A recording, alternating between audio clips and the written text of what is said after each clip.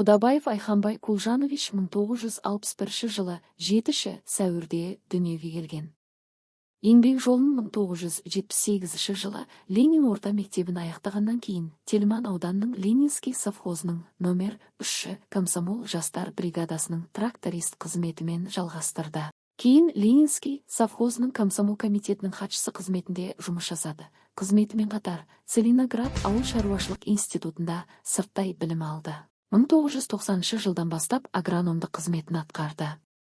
1993-1996 жылдары жеке кәсіпкерлікпен 1996 жылдың қараша айында Ленинский совхоз директор қызметіне тағайындалды. 1998 жеке Айхан шаруа қожалығын ашты.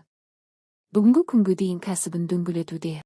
1998 жылдан кәсіпкер қазіргі таңға дейін туған жеріне деген құрметінің арқасында ауылымыздың балабақша мектеп, мәдениет үйі, ауылдың жолы, ауылымыздың көркеюіне үлесі мол демеушілік қамқорлығын жасады.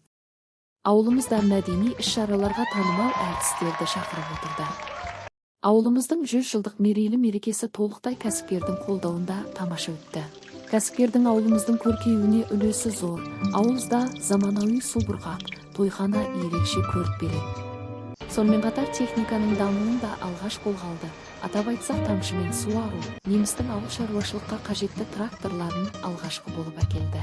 2012 жылы облыс мәслихатының депутаты болып сайланды. Бұқар Жырау ауданының құрметті азаматы атағын 2014 жылы 21 тамызда 27 сессияның шешімімен берілді. Құдабаев Айханбай Кулжанович ауыл жастарына уақытын тиімді пайдалануға, қосымша үйірмелер, тіл үйренуге, сонымен қатар еңбекқорлыққа мүмкіндік жасап, нәтижесінде шет елдерге саяхат жасауға ерекше мүмкіндік демеушілік жасады.